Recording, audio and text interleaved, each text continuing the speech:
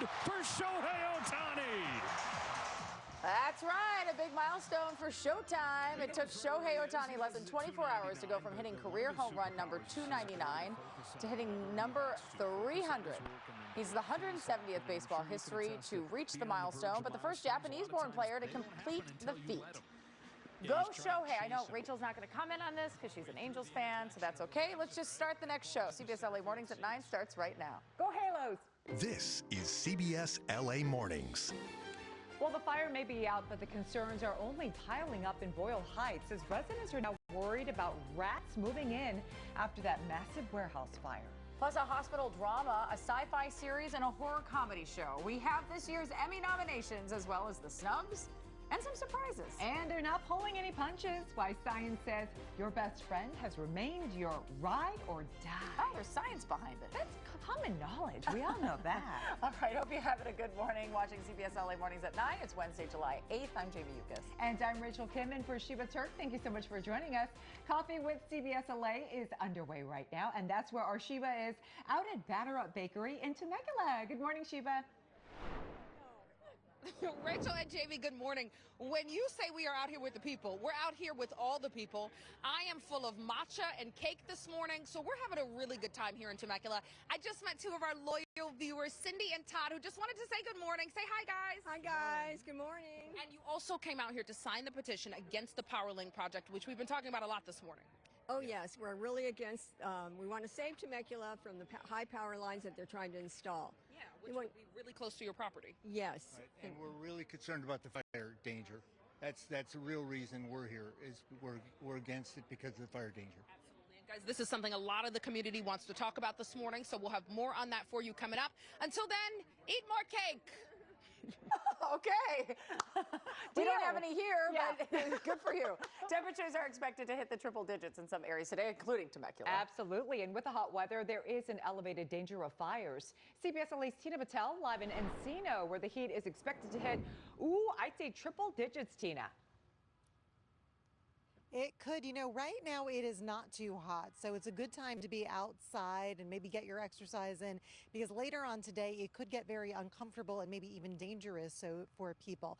It has been a while since we've had these triple-digit heats, this hot spell that we're expecting over the next few days. But now that we've moved past the May gray and the June gloom, doctors want to remind people that we need to take precautions when it does become hot, especially for people that are older or have any health issues. The heat can be harder for some people to deal with, so staying indoors and air conditioning is the safest way to go. If you have to work outside, you want to make sure that you're not here during the hottest parts of the day. You want to drink as much water as you can, and of course, listen to your body. Heat can be very dangerous. Now, there is heat exhaustion, where you're just really tired, you're very hot, you're sweating, maybe you have a headache, maybe you're nauseous, maybe you're very fatigued. Now, that's an early warning sign that you need to get to cooler environment, put a cold towel on your neck or your armpits or your groin. Now, and that's just a kind of a warning sign. Now, then there's also heat stroke, which is a medical emergency. That's people who are confused, maybe they're unconscious, maybe they have seizures. That is a medical emergency. Call 911 right away. And of course, the heat, and then when we also talk about the dryness, that increases the risk of brush fires. This one broke out near the Encino Reservoir yesterday afternoon, leading to some evacuation warnings and power outages. Firefighters were aggressive with their response. They took advantage of the reservoir being right there, and they were able to get that fire contained before it spread to any nearby neighborhoods. Firefighters tell us they are staffed up. They're ready if any other fires spread during this hot spell. And that's why fire officials also want to remind people that now is a good time to kind of look around your own property, maybe clear any dry brush that you see, make sure there's that defensible space around your home, since you never know when there could be a fire. Now, for exactly how hot it is going to get, let's check in with Marina. Marina, right now, I wish it would just stay the way it is.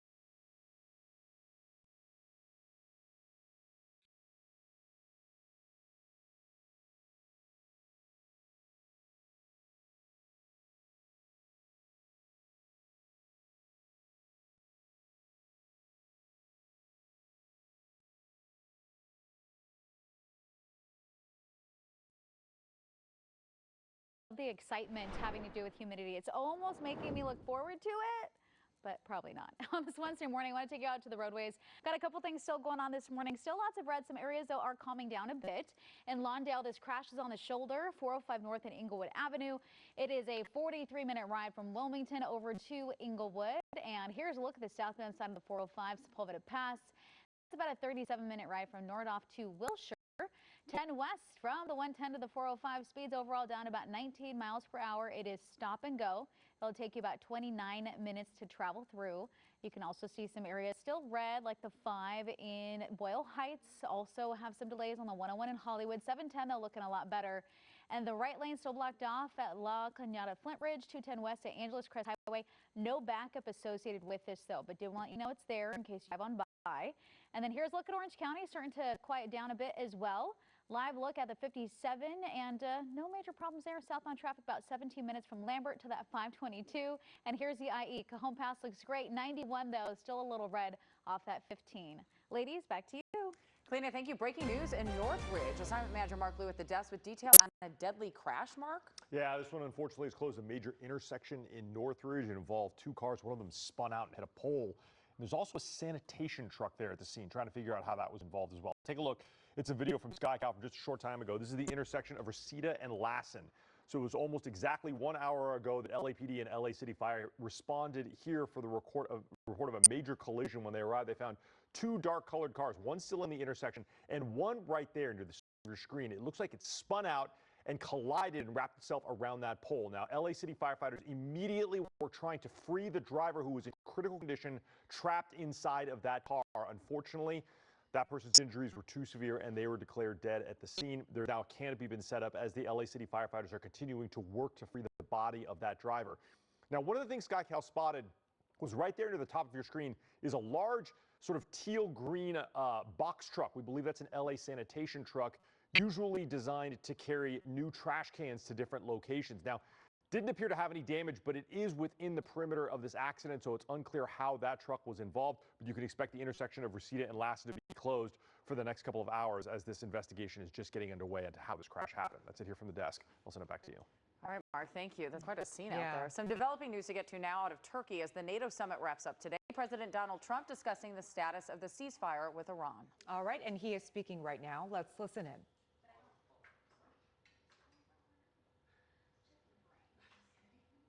A fantastic job, and from the moment we got off the plane, you look at the airports were beautiful. They built a new terminal for our arrival. Everything was beautiful, and so I just want to thank President Erdogan, who's done a fantastic job in Turkey, and I also want to thank NATO Secretary General Mark Rutte.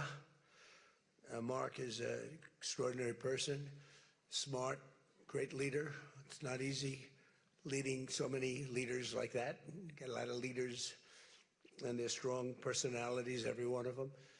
And Mark does an unbelievable job. Couldn't find anybody better.